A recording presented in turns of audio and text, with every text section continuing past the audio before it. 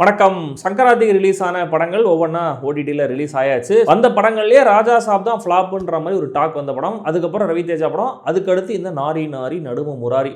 ஒரு ஃபெஸ்டிவலுக்கு வந்த 5 படங்களில் 4 படங்கள் மினிமம் சூப்பர் ஹிட் ஆகுது அப்படிங்கிறதெல்லாம் இப்போதைக்கு தெலுங்கு சினிமாவில் மட்டுமே சாத்தியம் நினைக்கிறேன். அண்ட் வந்த படங்கள் எல்லாமே காமெடி படங்கள் அப்படிங்கிறது முக்கியமான விஷயம். இதெல்லாம் ஒரு கேஸ் ஸ்டடி. ஆக்சுவலாக அமேசான் பிரைமில் 15-20 விளம்பரங்களுக்கு நடுவில் பார்த்த இந்த காமெடி திரைப்படம் எப்படி இருக்குன்னு சொல்கிறேன். நீங்கள் சப்ஸ்கிரைப் பண்ணலாம், சப்ஸ்கிரைப் பண்ணுங்கள். வீடியோ எப்படி இருந்துங்கிறத கமெண்ட்டில் சொல்லுங்கள். லைக் பண்ணுங்கள், ஷேர் பண்ணுங்கள், மெம்பராகவும் ஜாயின் பண்ணலாம்.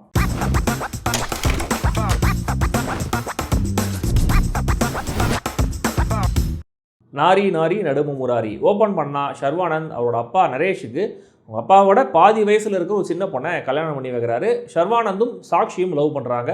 சாக்ஷியோடைய அப்பா சம்பத் ஒரு லாயர், இந்த மாதிரி டிவோர்ஸ் கேஸ்லாம் ஹேண்டில் பண்ணுறவர்.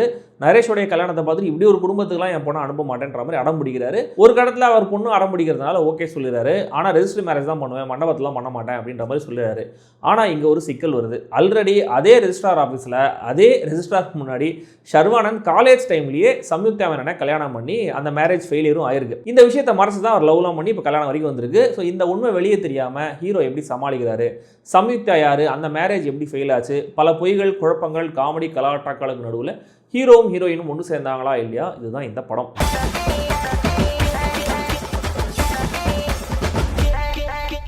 ரெண்டு ஹீரோயின் ஒரு ஹீரோ, தெலுங்கு படம். பார்த்ததுமே கொஞ்சம் அவசரப்பட்டு இந்த படத்தை ஜட்ஜ் பண்ணிட்டேன். என் தப்பு தான். ராஜா சாப் எஃபெக்டும் அதுக்கு ஒரு முக்கியமான காரணம்.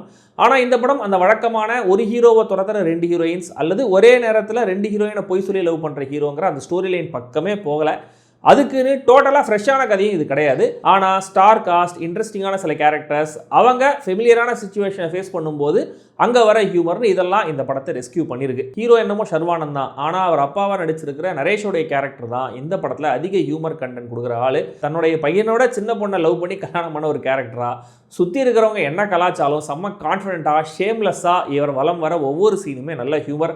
எங்கேயுமே இவர் பதிலுக்கு வக்கரமாக ஒரு கவுண்டர்லாம் அடித்து சீப்பாக மாற்றாமல் எல்லாத்தையுமே ஒருவர் ரிசீவ் பண்ணி சிரிச்சுட்டே இருக்கிற மோட்லேயே அவர் இருக்கிறது இயக்குனர் ராம் அப்பாராஜுவோடைய நல்ல முடிவு. நரேஷ் கேரக்டரோட வயசை வச்சு சில ஜோக்ஸ் இருந்தாலுமே கூட அது அந்தந்த கேரக்டர்ஸோடைய நேச்சுரல் ரியாக்ஷனாக தான் தெரியுது.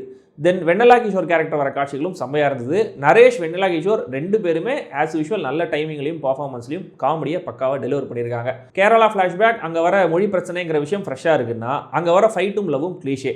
ஹீரோவை சுற்றி இருக்கிற கேரக்டர்ஸ், இந்த டாட்டூ காமெடியெலாம் ஃப்ரெஷ்ஷாக இருக்குன்னா ஹீரோவுடைய ஃப்ளாஷ்பேக் ரொம்ப சுமார். ரெஜிஸ்ட்ரார் கேரக்டரில் சுனிலோடைய ப்ரெசன்ஸ், அந்த போர்ஷனில் வர காமெடியான பிரச்சனை நல்லா இருக்குது அப்படின்னு நினைக்கும் போது சம்யுக்தா கேரக்டரோட என்ட்ரியும் ஹீரோ லைஃப்பில் அவங்க வர விதமும் ப்ரெடிக்டபிள். இப்படி நல்லா இருக்கே நிமிந்து உட்காரும் போதெல்லாம் இல்லை ஷோல்டர் இறங்குங்க, ரிலாக்ஸ் ஆகுங்க அப்படின்னு இயக்குனரே நம்மளை சாச்சிடுறாரு, இல்லை சாட்சி உட்கார வச்சிடறாரு. ஆனால் சம்பத்தோடைய assistant character, auto driver character, baby shower scene, ஆஃபீஸில் ஹீரோ ஃபேஸ் பண்ணுற பிரச்சனை, அப்பாவை பற்றி ஹீரோ சொல்கிற போய் அதனால் பெருசாகிற இஷ்யூ, இப்படி வரிசையாக மினிமம் கேரண்டி சுச்சுவேஷன்ஸை வச்சு நேரத்தை கடத்திடுறாங்க. மொத்த படமுமே இந்த மினிமம் கேரண்டிங்கிற ஜோன் உள்ளே தான் இருக்குது. அதை தாண்டி வெளியே வர ட்ரையும் பண்ணல. அடிப்படையில் ஹீரோ கேரக்டரே ஸ்ட்ராங்காக இல்லை. அவர் யார் என்னங்கிறது ஒழுங்காக டிஃபைன் ஆகவும் இல்லை. போகிற போக்கில் த்ரோ பண்ணுற இன்ஃபர்மேஷன்ஸ் மட்டுமே கேரக்டர் வெயிட்டாக ரெஜிஸ்டர் ஆக பத்தலை. ஒரு அன்லைக்கபிள் கேரக்டராகவே இருக்காரு. லவ் இஸ் பிளைண்டுங்கிற ஒரே ஒரு ஜஸ்டிஃபிகேஷன் கொடுத்துட்டு ஹீரோயினுக்கு ஹீரோ மேலே லவ் வர ஸ்ட்ராங்கான எந்த காரணத்தையும் யோசிக்காமல் விட்டுருக்காங்க. இதனால் அந்த லவ் ட்ராக்கும் இன்ட்ரெஸ்டிங்காக இல்லை. இந்த பிரச்சனை சரியாகி இவங்க 2 பேரும் ஒன்றா சேரணும்னு நம்மளுக்கு தோணல. அண்ட் காரணமே இல்லாமல் ஹீரோ சொல்கிற பொய்கள் தான் படத்துடைய கான்ஃப்ளிக்ட். இதில் அவர் அப்பாவை சம்மந்தமே இல்லாமல் உள்ளே கொண்டு வந்து பழி போடுறதுலாம் எனக்கு ரொம்ப ஃபோர்ஸ்ஃபுல்லான ஹியூமராக தான் தெரிஞ்சுது. முக்கியமான ஒரு பிளாட் ஹோல் இருக்குது. அது தெரிய வேணாம்னு நினைக்கிறவங்க இந்த 20 செகண்டை ஸ்கிப் பண்ணி நீங்கள் ஃபார்வர்ட் பண்ணி போயிடலாம். ஹீரோ வந்து ஒரு டாக்குமெண்ட்டை ப்ரொடியூஸ் பண்ணணும் அப்படிங்கிறதான் அவருக்கான ஹேர்டில். டக்குன்னு அதை சமாளிக்க என்ன பண்ணுவார்னா வேற ஒரு ஃபேக் சர்டிஃபிகேட்டை வச்சு அந்த சுச்சுவேஷனை சமாளிச்சிருவார். அதை வச்சு ஒரு காமெடி இருக்குது. அதுக்கப்புறம் அது ஃபேக்னு கண்டுபிடிக்கப்பட்டு அதை வச்சு ஒரு காமெடி எழுதியிருக்காங்க. ஆனால் இப்படி ஒரு ஃபேக் சர்டிஃபிகேட் ரெடி பண்ண முடியும்னா தேவையான டாக்குமெண்ட்டையுமே கூட ஃபேக்காக ரெடி பண்ணியிருக்கலாமே, ஏன் பண்ணல அப்படிங்கிறத நான் யோசித்தேன். பட் இந்த படத்தோட க்ரூவில் யாரும் யோசிச்ச மாதிரி தெரியல. ஸோ அந்த பாயிண்ட் அட்ரஸ் பண்ணப்படவே இல்லை.